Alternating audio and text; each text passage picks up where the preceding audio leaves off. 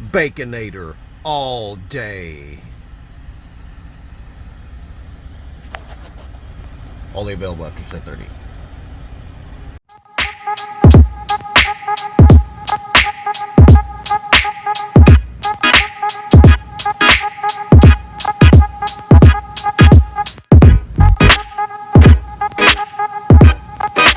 Okay, so the little trick where I put the roll pins in here worked.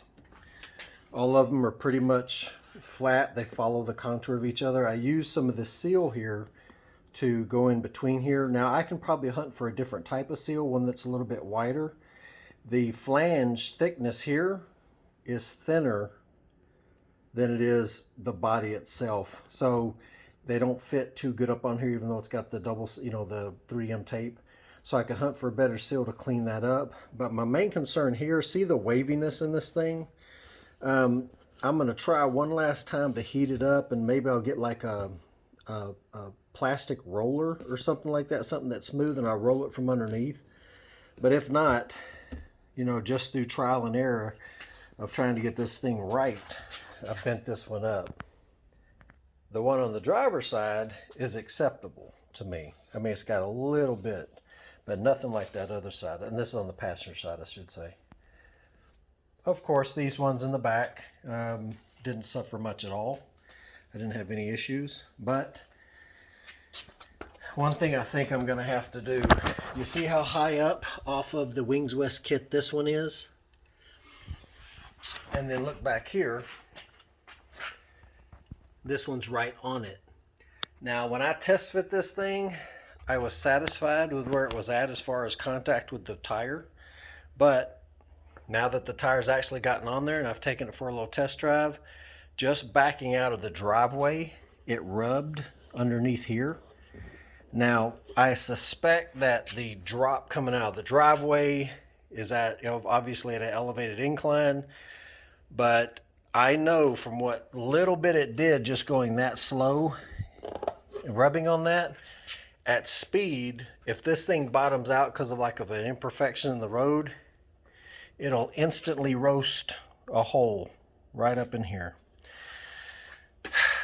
So I'm probably going to have to move this one up an inch. As far as I can move it up to where it'll still hide the riv nut that's behind this end piece here and the one on the opposite end. I'm not too much concerned about these because they'll be hidden, but I am going to have to come up. My only concern at that point is I don't have much room to come up on this side before I get into the seam. So I might try to use that as a hinge, raise just this end up to where it'll kind of stay closer here, and then this will arch higher as a result of that, putting that up higher on that side. But I'm still thinking about it. I was working with a company, trying to find out if in the spring, if we could put some inserts in there, these polyurethane inserts, and it would help keep it from bottoming out. It's like a sag reducer. I contacted the company. They said they didn't have any in that size with the wounds being so close together. But the goal of getting these things flush and getting them following each other well, I put this in here to kind of hide it in there and hide the irregular, the seam itself. I'm going to hunt for some better filler here, and hopefully it'll fit better and it'll be a nice little bit wider, maybe to be wider as it spans over like that and make it look more clean. But again, the specter of raising it. The only thing I know to do past that would be to get stiffer springs. So what I'd probably have to do, well, two things. The old girl sitting here that I'm probably going to be getting rid of shortly, because if I do the case swap, I've already decided I'm going to do it here in this one. I need the garage space, and I sure would like to make this a daily driver, but in the interest of gutting this thing years ago, I've taken out all the structure for the headlights, the motors, the pop-ups, all that stuff, and you know as well as I do, finding parts for this thing right now is going to be next to nothing. The one company that was available, called M&S Recycling, that had tons of Saturns, they have since crushed everything they have. obviously, because Saturn went under. There goes your main corporation that was supporting your business. So obviously at that point you got nothing but a bunch of 2,500-pound paperweights out in a big lot. And so he got rid of all of it. So there goes that. And that's for body pieces, everything, because that's the only reason I kept this as long as I had. I envisioned making this thing a street car again, because I do love this body style. I always have loved this body style. But it is what it is, got to move on. But this car has a set of Progress coilovers on them that have a very stiff spring in the back for drag racing. And so I might just swap these out and put them on this one. Because when I get rid of this thing, I'm going to take off every usable thing that I know will swap over from this year to this. And of course, as you guys all know, the suspension, the cradle, the rear front, everything would pretty much switch on over to this. And so that's what I'm going to do, and then I'll make some room back here. I hate to do it, but in the foreseeable future, there's not going to be a company that just falls in love with Saturns again and starts producing replacement parts for it. You and I both know that. So I'm just going to have to go with what I got. But anyway, so I'll probably either swap these over from this car to this one. I'm just wondering if the ride's not going to be abusive at that point. I don't know. Either way, I got some thinking to do, but I'll keep you guys posted. All right, so I think I'm just a victim of if I had it to do over again. So this is the Progress coilovers for the rear. And what's happening here is I've taken them off. I think it's a combination of the added weight from the rear mount, but I know, oh, well, it's a combination of the rear mount weight plus these fender flares. I mounted them too far down. I'd say by probably an inch too far down. Now that wasn't planned.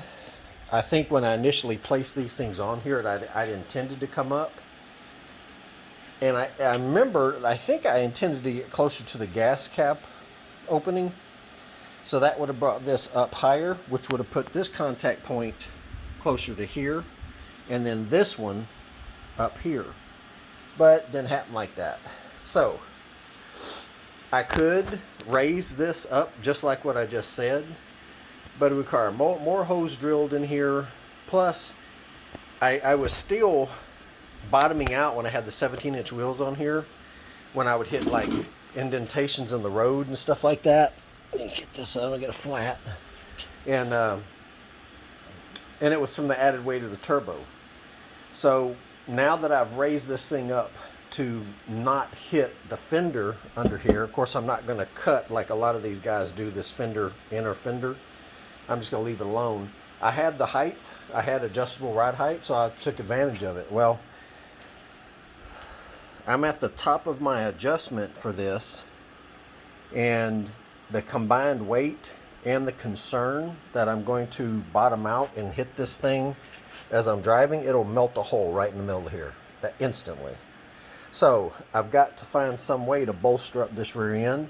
So if not for the weight of the rear mount alone, the reason I'm doing this, then to help make sure that I don't bottom out when I'm driving, is I've ordered some replacement. These are 250-pound springs. I've confirmed that from Progress, the Progress group, for the rear, 200 in the front.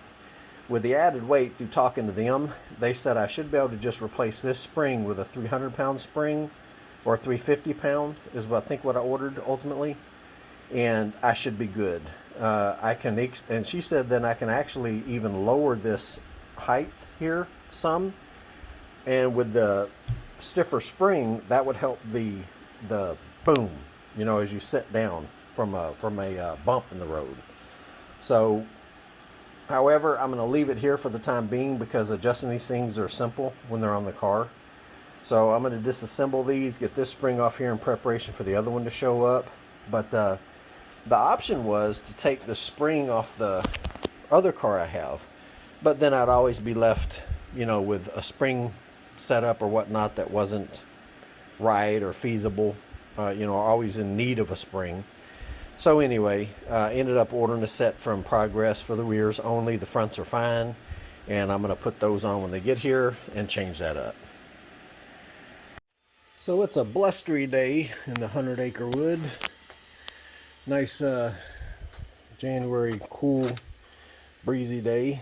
All right, so a little update for the springs. So I did go ahead and opt to get this is the 250 pound spring. If you're curious, these are 10 inches.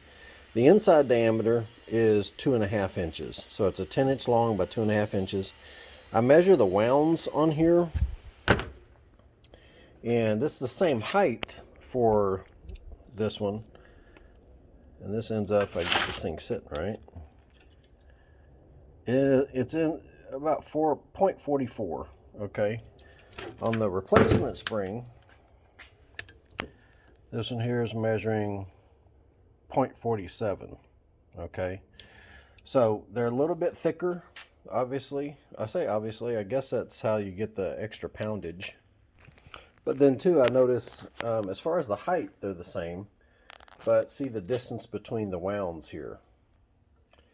So, you know, obviously, it's not just the thickness of the coil.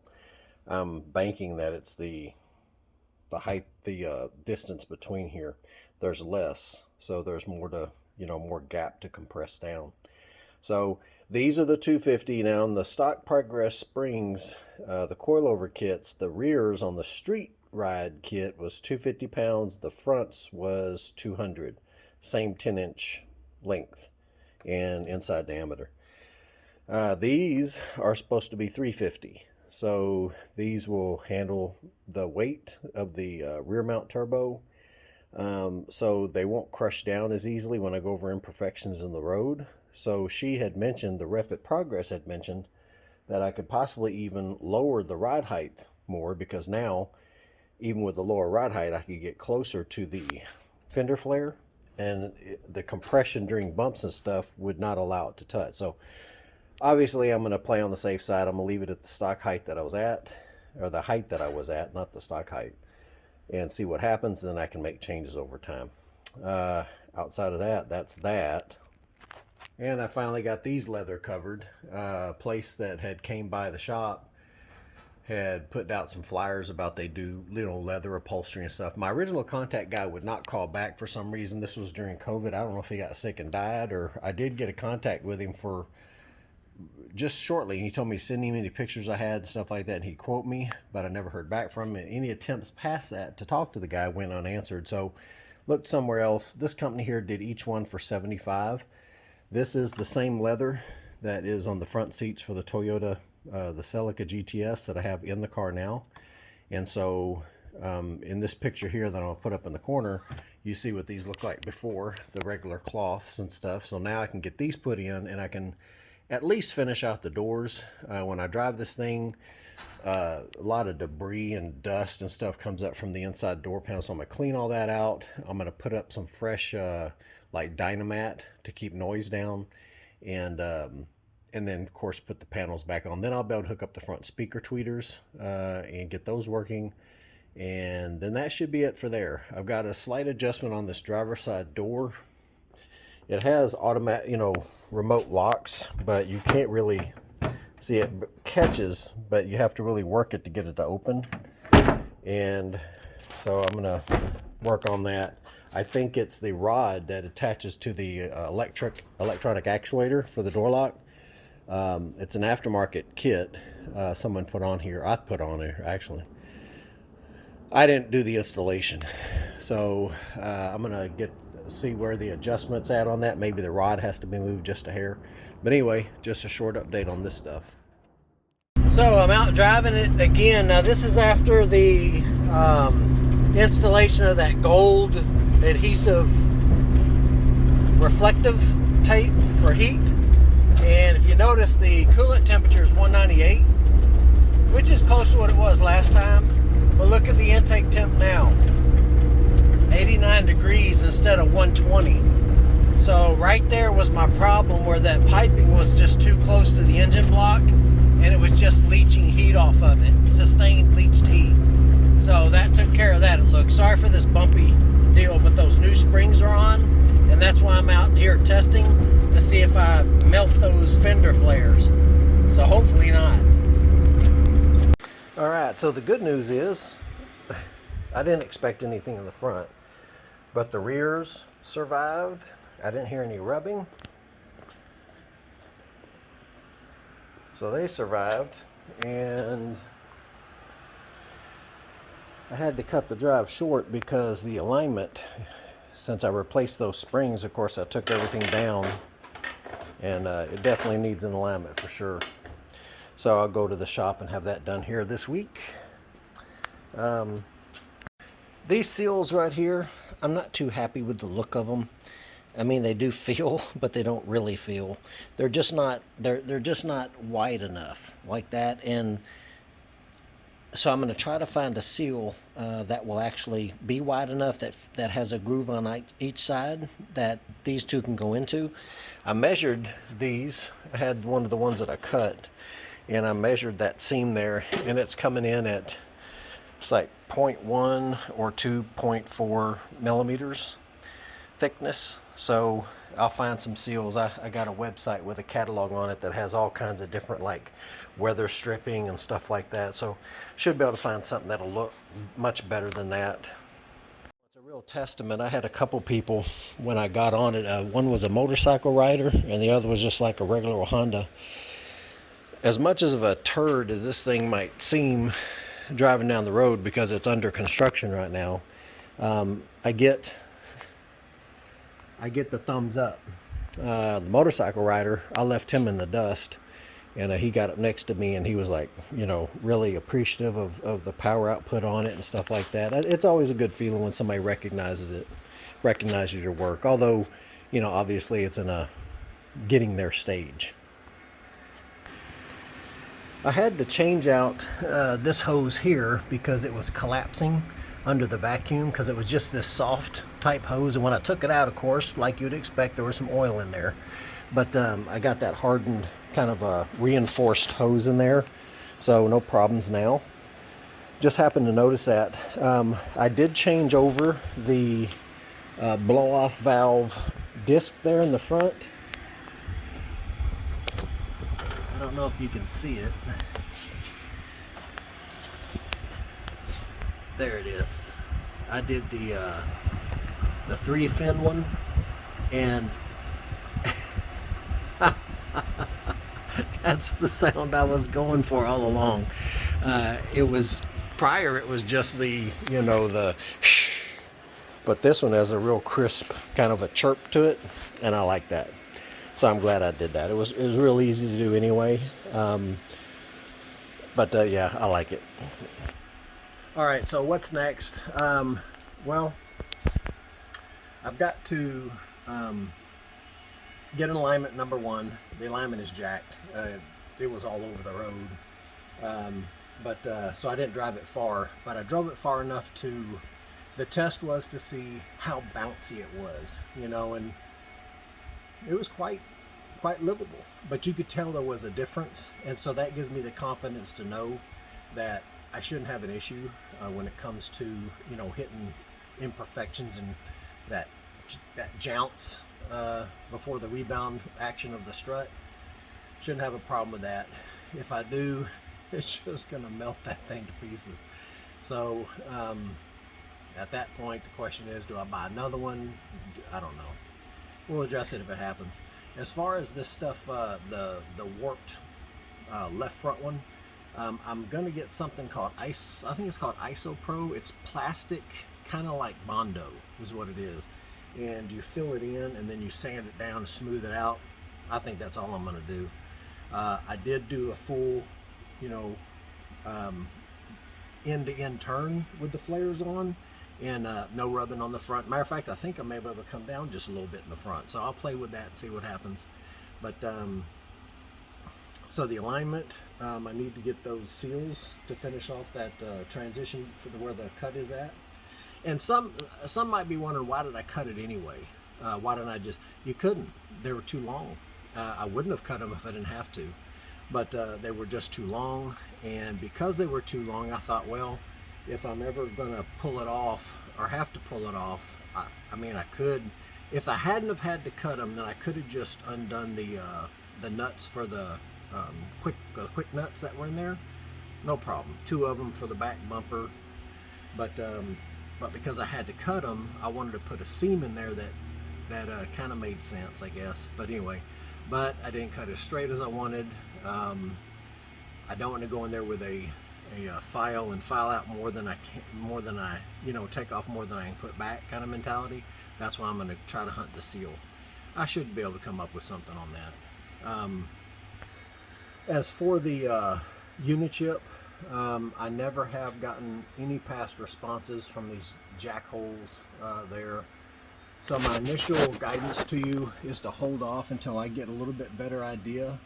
And I'm not saying I'm the end all to knowing about these things, but what I'm saying is, if you're going to go this route, let me be the guinea pig and get bit or whatnot. I don't mind doing that. I'm already into it anyway. So, but the good news is, some of you may know Squire's turbos, the STS Squire turbo systems. They're the ones who popularized and kind of got the fad going for rear mount turbos.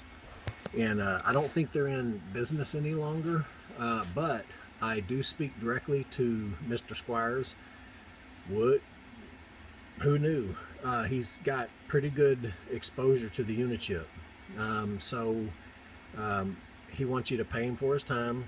I get that. I shouldn't need once or twice anyway.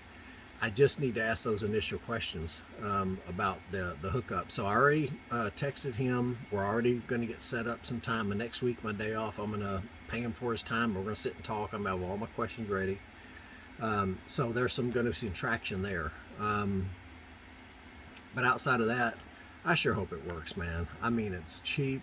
From what I was looking at on the software, it's very user-friendly. You don't have to do a full standalone tune with all the different things you got to kind of plan for.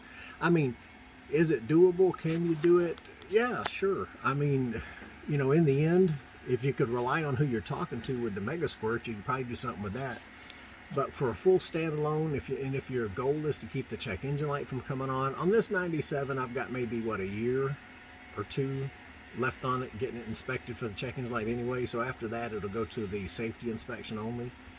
So, things like that. I'm just, it's kind of frustrating. You take a chance on a system and these people, and I don't know what it is. It's kind of like the Saturn. I've always been drawn to the underdog. Saturns were never, even when the sport compact drag racing thing was full steam, you just didn't see a lot of folks running out buying Saturns to modify.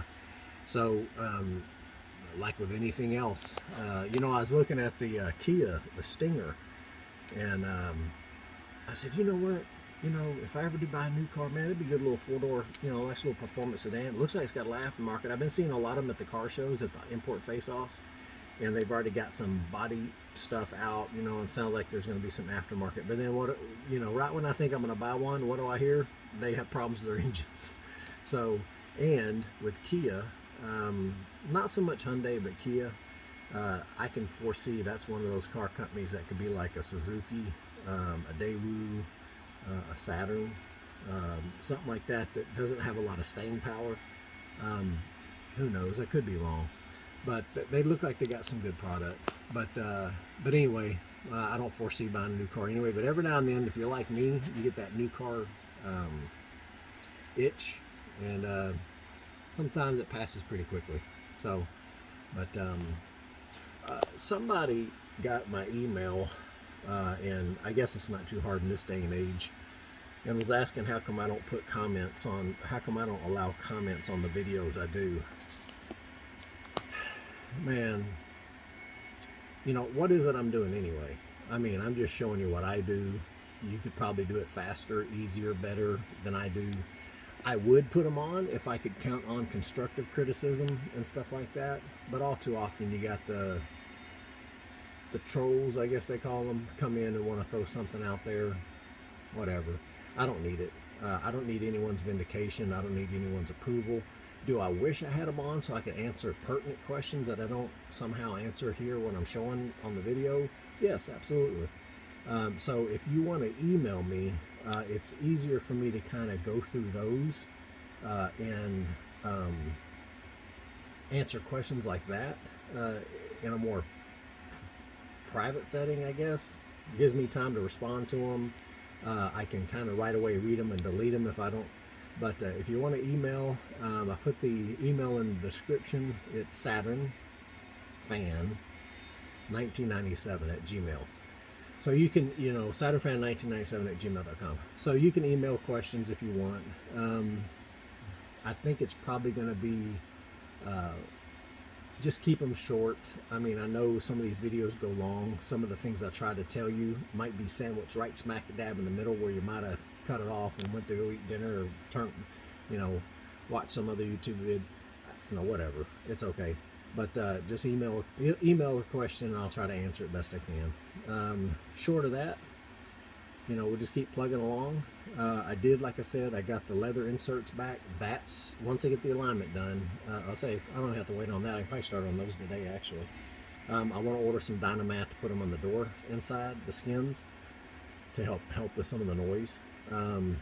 But next up is to get the door panel inserts on. The back seats, I'm going to piecemeal those. I think he quoted $250 for the one big, the seat section, and then the back sections, both of those, I think he said they might have been $200 a piece or something. I don't know. I'd have to pull it up again. But with what's going on right now with finances and stuff like that, and the uncertainties and all that, got to kind of play it safe and just piecemeal it. Next, I'll go ahead and get the bottoms done, and then I'll work the other two out. Then my interior is done. When I get the door panels on here, I'll be able to hook up the tweeters, so I'll finally get to hear the stereo system in its full effect with the new amps and all that stuff. But right now, I'm not listening to it anyway. I'm listening for noises. Next up, I also want to go through with the rear mount system and just go through all the bolts, nuts that hold that thing up back there, and go ahead and lock tight those. Because I didn't do it initially because they were off and on. But now I'm at that point where I'm pretty satisfied with what it is, and I'll go ahead and lock tight them on there. And it's the support structure. It's not like for the turbos and all that, in case I get some traction on that turbine wheel, so I can put it on there so I can boost up earlier. But just taking it out there today, just now, I don't know what the difference was, but man, it was coming on acceptably. I don't know. I don't know if I can fart around with it, the bigger wheel. So anyway, we'll see what happens. Bye.